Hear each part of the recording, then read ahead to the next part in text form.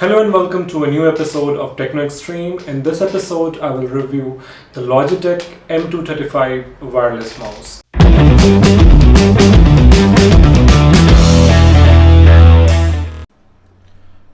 To subscribe my channel and to get future notification, click on subscribe and then click on the bell icon. If you wish to purchase this mouse, then don't worry, I did the homework. Click the link in the description box and go ahead with the purchase. Before starting the review part, I want to tell you something about mouse. So, mouse was invented by Douglas Engelbart and it was invented in the year 1972. Sorry, it was invented in the year 1964. In the year 1972, it was modified a bit by Bill English and he came with the ball mouse. So, the ball mouse is obsolete now.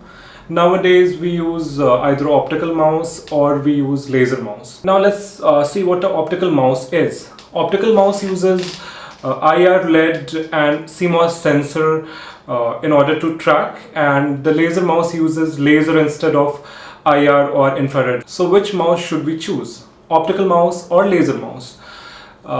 Actually, the laser mouse is a bit more precise than the optical mouse, and it's a bit more fast than the optical mouse.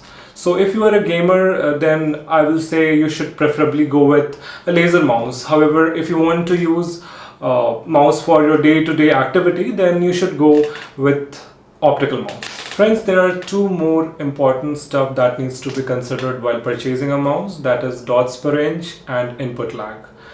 In other words, I can say that the more the value of DPI is, the more sensitive your mouse is. Now, the other stuff is input lag. So there is a difference when you move your mouse and when the cursor actually moves on the screen. That lag is known as input lag. So the lesser the value of input lag is, the more responsive your mouse is. So that's all about mouse, and now let's move to the review part.